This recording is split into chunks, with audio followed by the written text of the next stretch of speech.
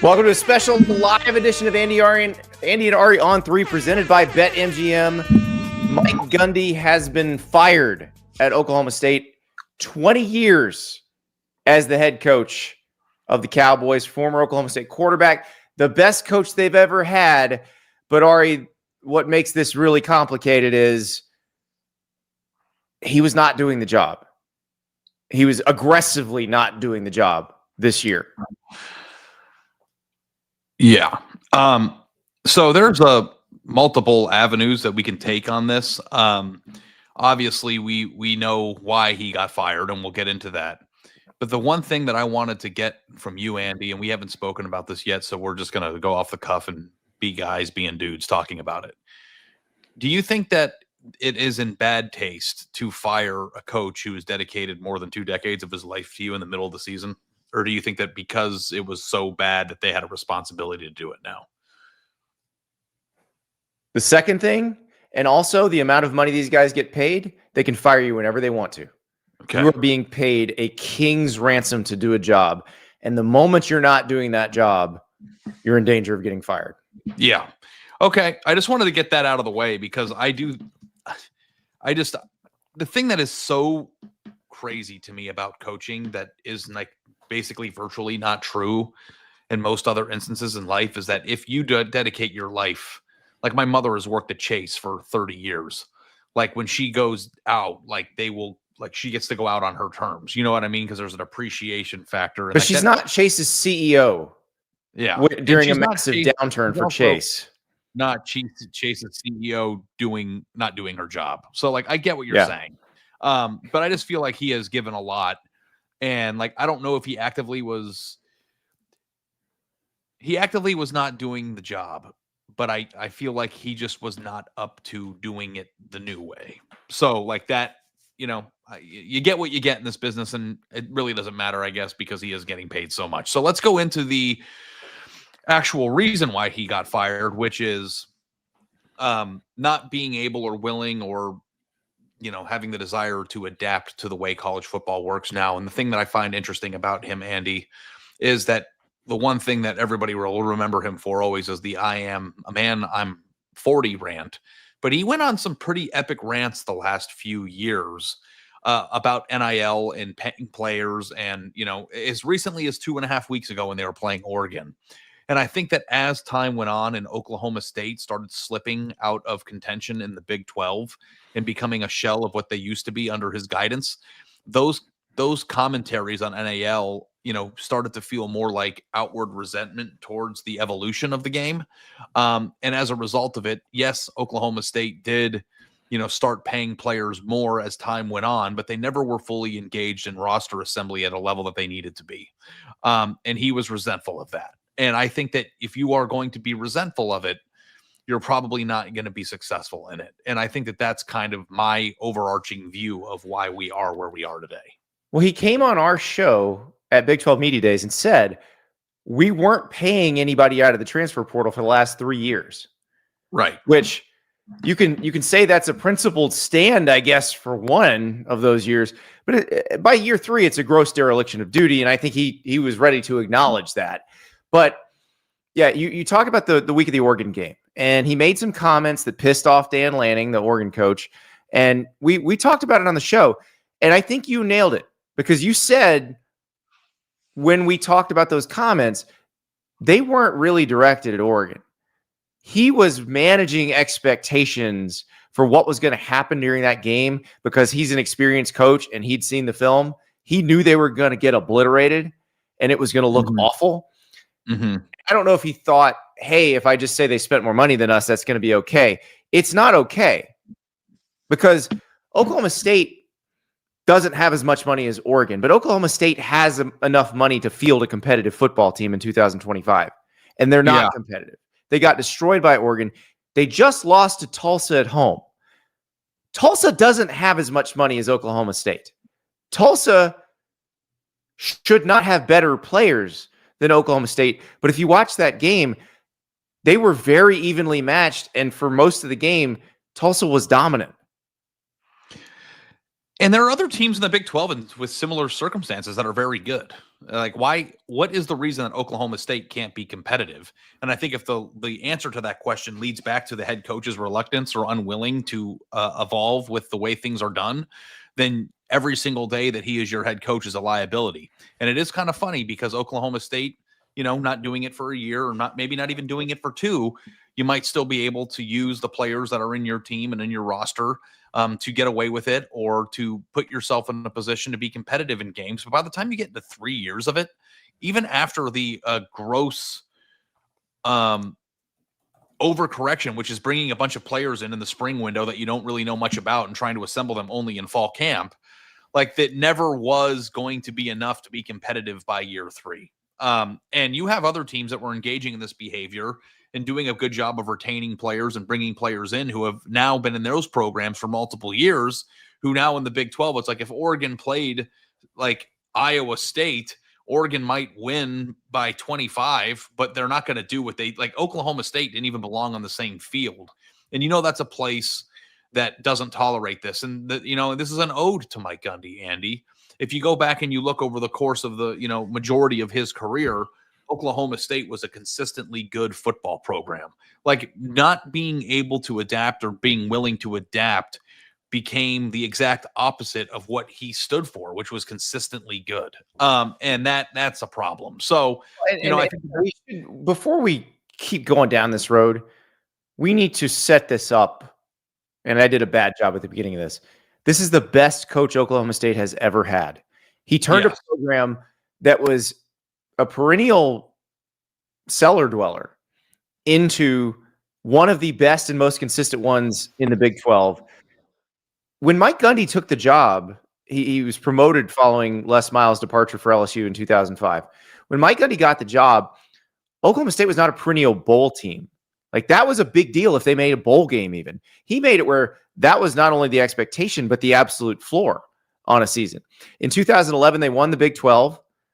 If they hadn't lost to Iowa State on a Friday night, they would have played for the national title.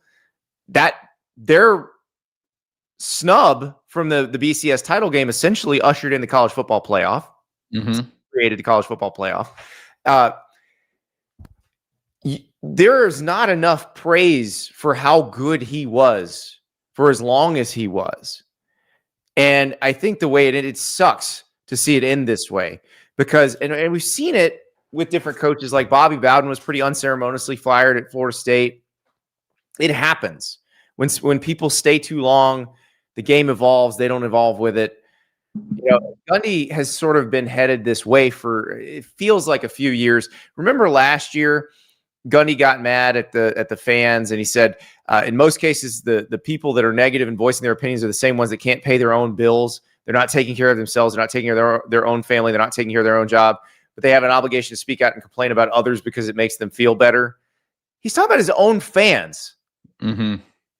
He's talking about Oklahoma State fans that have supported him, that continue to support him even when he was flirting with other jobs for about 10 years. Like we've seen his DMs to the Tennessee AD. When John Curry was the AD at Tennessee, they fired Butch Jones. All that information came out about that coaching search. We saw John Curry's DMs with Mike Gundy. Mm-hmm. Like, and then there were other jobs that he got linked to where he was trying to get a raise. And so there was always this kind of hostile relationship between Mike Gundy and the Oklahoma State administration. And it comes to a head at the end of last season where they basically give him an ultimatum and say, either you're going to take a pay cut and we're going to cut your buyout, or we're going to fire you for cause for what you said about the fans. Yeah. And it's a very complicated legacy. And the good news, and I think going back to the way that we began the video, Andy, of like, should he have been fired in the middle of the season or fired at the end, is not relevant, because when coaches get fired, it's a tough time. But my hope is that in a month or a year or whatever, when the dust settles and Oklahoma State moves on, they will willingly and lovingly, openly welcome him back to Oklahoma State with open arms and honor him the way that he deserves. And I think that, any coach that dedicates, or anybody who dedicates any block of time this significant in their lives to a employer, deserves to be, appreciated. And I think that Oklahoma State fans, by and large, will always look back at him as one of the greater, if not the best coach in program history. And I think, there's no debate. He's the best coach in program history. And it's not like, close. I also think too that, like, as we're doing this video today, now that we acknowledge that, it's also important to acknowledge that this is always going to be the outcome for any coach who does not want to do what needs to be done to keep up with their competitors. Now, you might be a legend, you might be the best coach in college football, you might be whatever. But what you did, and we're seeing it with Dabo Swinney right now, not that he's in anywhere near of a situation that Gundy His buyout is also a lot more. Mike Gundy's buyout is $15 million. It's a lot, but it's manageable. If coaches are accomplished, that does not take away, and I wrote this column on Saturday, it does not take away the obligation to be good now. There's only so much, welfare or built-in equity that you have. I think that made this a pretty easy decision. It wasn't just a reaction to losing to Tulsa, Andy. It was a reaction to the 3 years of behavior and the 3 years of not doing the job that allowed them to get to a point where this was possible. So, on one hand, he is the greatest coach in Oklahoma State history, but on the other, I think it was very clear that this is an important thing and the right thing to do. Not every time when you fire somebody, is it always the clear-cut right thing. I think that in this instance, you can pretty much, everybody can agree that it was time to move on. But here's the most amazing thing, and JP Daniels writes, it should be called Mike Gundy Field at Boone Pickens Stadium, and Gundy deserves a statue out front. That's absolutely correct. They should name the field after him and put a statue out front. They should. They also were correct in firing him when they did. Mm-hmm. Both those things can be true. And I hope they treat it respectfully. Like, I was in Tallahassee the day Bobby Bowden got fired. I thought it was absolutely ridiculous. I thought that the way they did it was cowardly almost. The AD wouldn't even take questions on the day he fired maybe the greatest coach who ever lived. And that was wrong. Like, they need to come out and be very respectful of his tenure. They need to honor him as he goes. And he may be mad and not want to talk about it, and that's fine. He has the right to do whatever he wants. But Oklahoma State does need to treat this respectfully. Even if they've been mad at him, even if he's been difficult to deal with, even if this situation's been difficult to deal with over the last couple of years, they do owe him that for sure. Beyond the $15 million they have to pay him to not work, they do owe him the respect of he's the guy who brought that program to national relevance and kept it there for a long time. Yep. And congratulations on a great career. If only you and I will be as lucky to have runs like him in our careers. But it was time to go. So, yeah. So before we get on to potential candidates for this job, because there are some really interesting names out there, and just from talking to people in the industry, I think this job's going to be more desirable than people think. I think there's going to be some fairly good coaches that want this job. We got to talk about the things that make Mike Gundy so beloved, not necessarily beloved, like all of it. The thing that made him the most beloved is the rant. Like the start there. And I will never forget, I was covering Florida at the time. I'm walking across the street from the athletic department offices to my car. I see Urban Meyer, who's walking out to the practice field. He was the head coach at Florida at the time. And he goes, "Did you see what Gundy said?" And this is 2007. YouTube's a relatively new thing. I had seen it on SportsCenter over and over again, but this is the first time really we had the opportunity for something. We saw something cool on a video that we could just watch it over and over again whenever we wanted. I must have watched the Gundy rant 1,000 times. I think I could repeat it verbatim. The timing of that, Andy, was so interesting because as YouTube wasn't completely where it is today, obviously, being, almost 20 years ago, when something like that happened, you remember how SportsCenter used to play stuff, right? Like they used to just do it on a loop every 30 minutes. And I remember that day, and they would just open up Sports Center with that rant, like, and you would see it 8 times on national television in one given night. And it was just like a groundbreaking, ground shaking moment. And it was now funny. Like, I don't remember because I was I was still in college. I wasn't in this profession yet, but like, if that rant were to happen today, like, how do you think it would have been received by fans? And like, were people celebrating him or calling him an asshole? I can't remember like what the tenor was. They were doing both, but I think there was way more celebration because he did it in defense of a player named Bobby Reed. Now that the relationship between Bobby Reed and Mike Gundy got more complicated after that, and then Bobby, I think, ended up working for Mike Gundy at one point down the road. So it was the evolution of that whole story was fascinating. Like Jenny Carlson, the columnist who wrote the column that he was mad about, like they have a very good relationship now. She's still, working in Oklahoma and asks him questions pretty much every week. And it's amazing how it's all evolved. But I remember Mason Rudolph, the great quarterback from Oklahoma State, who grew up in South Carolina. So the first awareness he had of Mike Gundy was the rant. Mm-hmm. And when Mike Gundy called to start recruiting him, he's like, "Oh, you're that guy."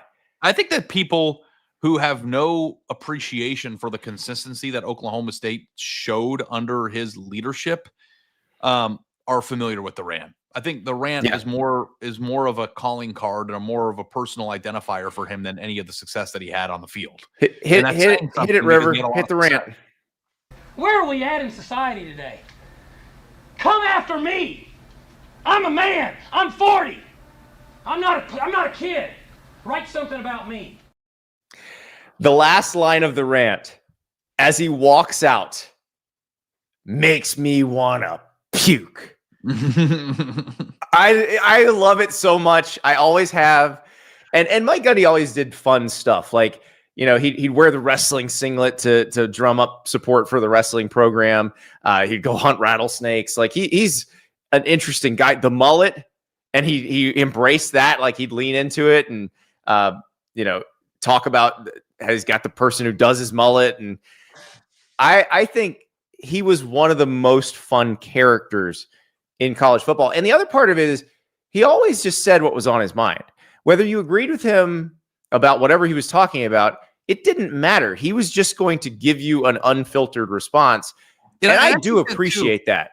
From people in our perspective, like as much as it was like, listen, he was on our show, 2 months ago? Has it been 2 months?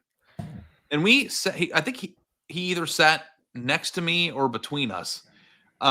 And he said some things where in my head, I'm like, oh boy, I don't know that I would have said that. Right. Like, let's be honest. But he always did that. And I appreciated that for him, about him. The thing that was most difficult about seeing the way that he said something about Ollie Gordon before last year he shouldn't have said. Okay. And you know what I'm talking about. Yes. The DUI thing. The things that he started saying at the end of the run that he shouldn't have said were a window into how it was going to end. You know what I mean? Like that was like probably. So but I think that too, we have to also acknowledge the fact that college football is evolving and all those things with roster, but it's also evolving in a big way from a personality standpoint. Like all the people in college football that were like the faces of the game the last 15 years, Urban Meyer, Nick Saban, Mike Gundy, Jim Harbaugh, like we are taking a huge personality hit. Because listen, Oklahoma State wasn't going to win anything this year. I think it was apparent the second he sat next to us in Dallas and told us he was unfamiliar with 40% of his roster that we knew this wasn't going to go well. But play that clip. River's got the clip. Play the clip.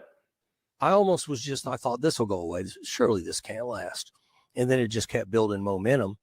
And then after a point, about 18 months ago, I said, this is not going away. We're going to have to make some real adjustments here. So the truth be known, this portal class from January is the first class that we ever bought. We had not bought portal kids. Wow. That hurt us. Yeah. Hurt us the last year or so from a depth standpoint.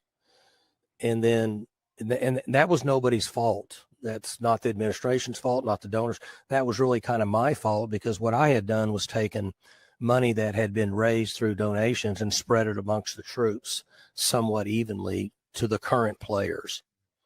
We didn't go out and solicit for players and pay them to come to our team.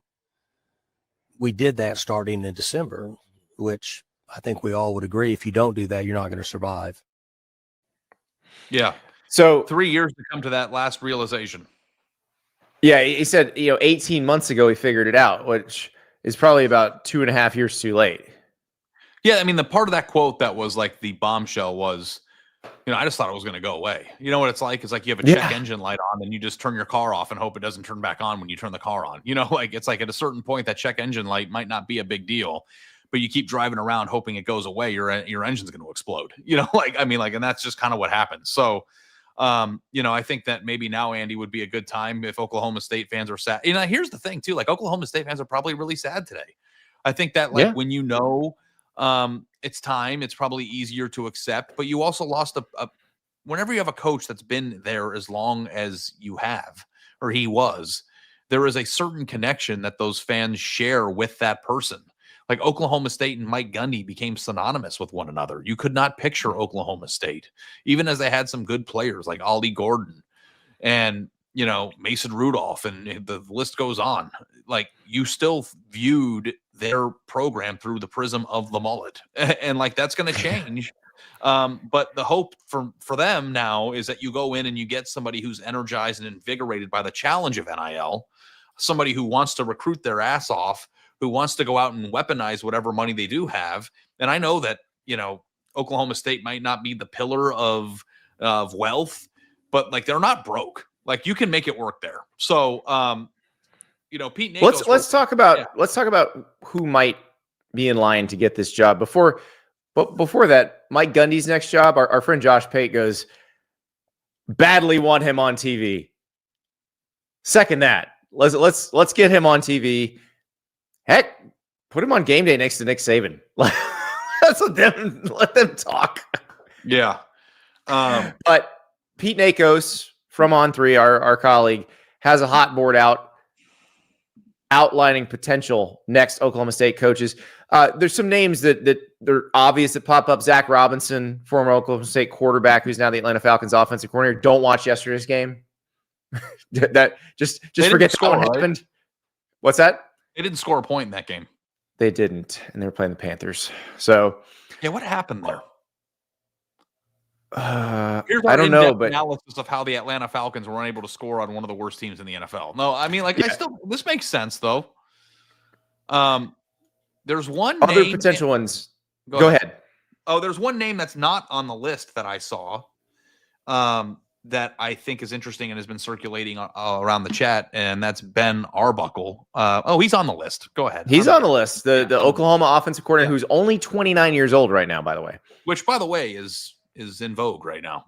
Young offensive. Mike Gundy was very young when he got hired. Because he was in year 2 of being a head coach. I'm sorry, year 3, season 3 of being a head coach when he was a man and he was 40. So. That's right. So he was in his 30s when he got the job. But Ben Arbuckle is an interesting one. Another young guy, a little bit older than Ben Arbuckle, but Will Stein, the Oregon offensive coordinator, I think is one who is going to be a very good head coach when he becomes a head coach. He's going to be really selective about which job he takes, but I've heard he might be interested in this one. Colin Klein, the Texas A&M offensive coordinator. I know you're probably like, okay, what has he done? First of all, he was really good as K-State's offensive coordinator. Remember Colin Klein, great Kansas State quarterback.